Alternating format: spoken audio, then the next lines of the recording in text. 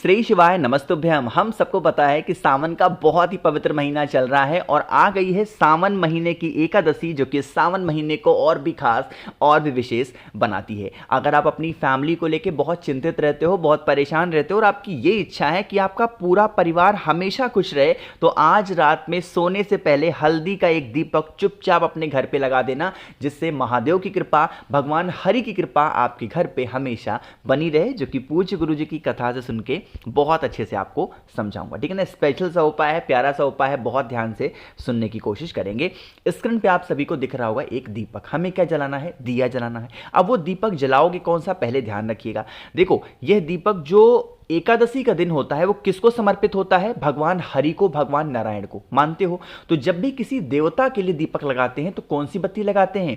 हमेशा गोल बत्ती का दिया। ठीक है ना, लगा दिया। और दीपक लगाने के लिए सबसे शुद्ध चीज, सबसे अच्छी चीज क्या मानी जाती है? घी। तो आपको इसके अंदर घी डालना है और वो घी होना चाहिए गौ माता का, है ना। डाल दिया, घी डाल दिया, गोल बत्ती लगा दिया। फिर आप इस दीपक को उठाना, आपके घर के आसपास में जो भी तुलसी माता का पौधा हो, चाहे आपके घर में ही हो, वहीं पे इस दीपक को लगाना होगा। बहुत ध्यान से सुनिएगा।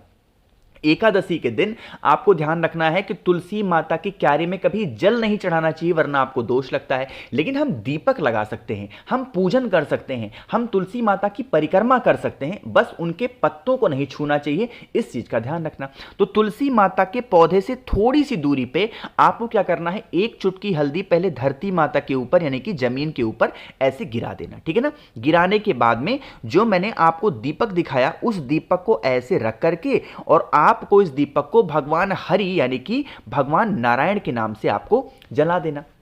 जलाने के बाद में आपको छोटा सा और काम करना है। जब आप इस दीपक को जला दें तो ओम नमो भगवते वासुदेवाय के नाम से एक कमल गट्टा या फिर काली मिर्च, दोनों में से, दोनों मत डालना, दोनों में से कोई भी एक सामान, या तो कमल गट्टा हो तो उस कमल गट्टे को इसके अंदर डाल देना, कमल गट्टा नहीं है तो काली मिर्च को इसके अंदर डाल देना। आपके घर में, आपके समाज में कभी कोई ऐसी स्थिति नहीं आएगी जिससे आपके परिवार के ऊपर कोई लांछन लगे, आपके परिवार को कभी झुकना पड़े। बहुत स्पेशल सा, बहुत प्यारा सा उपाय है। सावन महीने की एकादशी पे इस उपाय को करने से हमारे घर की रक्षा भगवान स्वयं खुद करते हैं। ठीक है ना।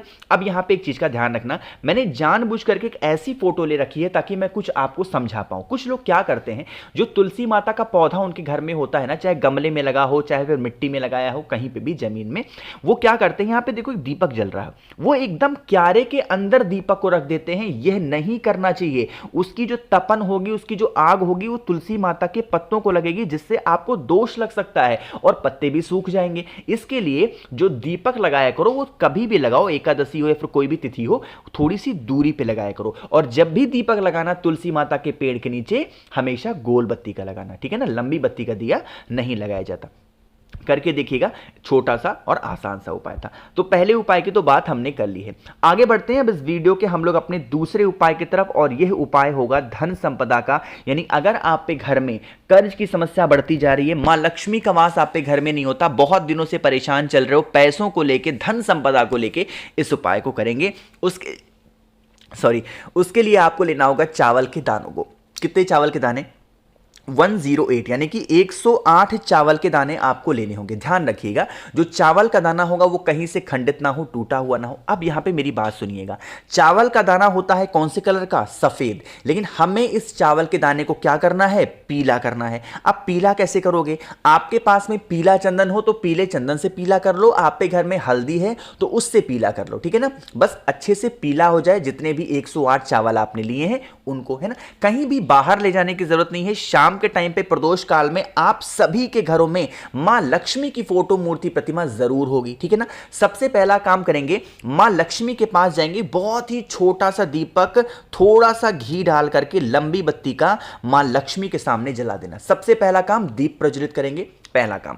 दूसरा काम क्या करना है, जो आपके पास में 108 पीले चावल के दाने हैं, मां लक्ष्मी के सामने एक छोटी सी कटोरी रख लेना। ठीक है ना, उसी कटोरी में 108 चावल को एक एक दाना डालेंगे। ओम लक्ष्मी नमः या फिर ओम श्रीम नमः, दोनों में से कोई मंत्र जो आपको आसान लगे, ओम लक्ष्मी नमः या फिर ओम श्रीम नमः, इस मंत्र का ध्यान करते हुए 108 चावल के दानों को एक एक करके आपको इस कटोरी के अंदर डालते जाना है, रखते जाना है, डालते जाना है, रखते जाना है। जब 108 का चावल का दाना आप डाल चुके, समर्पित कर चुके, और जो दीपक आपने प्रज्वलित किया था, यह दीपक जब ठंडा हो जाए, बुझ जाए, फिर आप इस कटोरी को उठाना।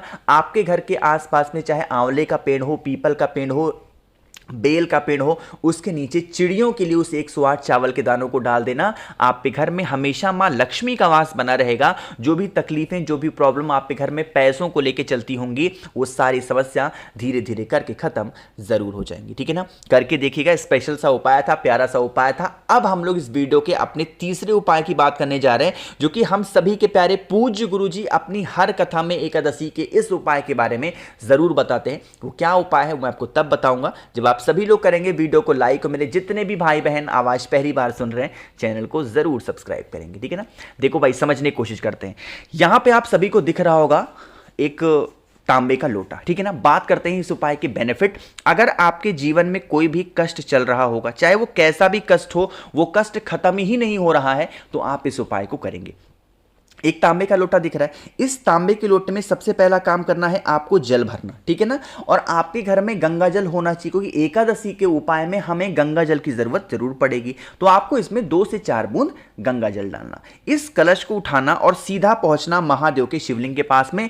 चाहे आप मंदिर में जाओ, चाहे अपने घर पे करो, छोटा मंदिर, बड़ा मंदिर, घर पे कहीं पे भी कर सकते हो। बस फेस रखिएगा उत्तर दिशा, यानी कि नॉर्थ डायरेक्शन। कुछ भी नहीं, जो भी आपको चढ़ाना वगैरह हो, जो भी आपके पास हो, सब कुछ समर्पित करो। और लास्ट में 1 लोटा शुद्ध जल तांबे के लोटे से श्री शिवाय नमस्तुभ्यम का जप करते हुए समर्पित कर देना।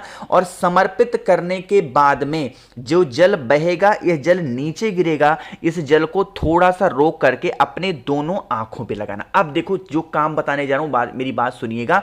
अब आपको जब आंखों पे लगा लिया, आपने थोड़ा सा आचमन कर लिया, फिर आपको महादेव के शिवलिंग के पास में ही खड़े होकर के 3 बार बोलना होगा स्वधा। क्या बोलोगे? स्वधा स्वधा स्वधा। और ऐसे बोल करके ऐसे नहीं बोल देना है, 3 बार ताली बजा करके बोलना है स्वधा स्वधा स्वधा। इस प्रकार से जो भी व्यक्ति सावन महीने की एकादशी या फिर किसी भी एकादशी पे स्वधा नाम का यह उपाय कर लेता है, उनको कभी पाप नहीं लग सकता। उनके जीवन में, उनके घर में कभी कोई कष्ट चल रहा होगा, वो सारे कष्ट कहां खत्म हो जाएंगे, उस व्यक्ति को भी खुद भी पता नहीं चलेगा। तो बहुत छोटा सा, बहुत आसान सा उपाय था, आप सभी को जरूर करना चाहिए। 3 उपाय की हमने बात कर ली है। आगे बढ़ते इस वीडियो के हम लोग सबसे आखिरी बहुत स्पेशल से उपाय की, जिसका उपाय का फायदा होगा इच्छा पूर्ति। बहुत दिनों से परेशान हो विशेष को लेके, तो आप इस आसान से उपाय को करेंगे, है ना। देखो यहां पे क्या दिख रहा है, स्क्रीन पे आपको दिख रहा होगा कुछ रेड कलर का, और ये है केसर, है ना। देखो असली नकली मत खोजने लगना। कुछ लोग क्या करते हैं,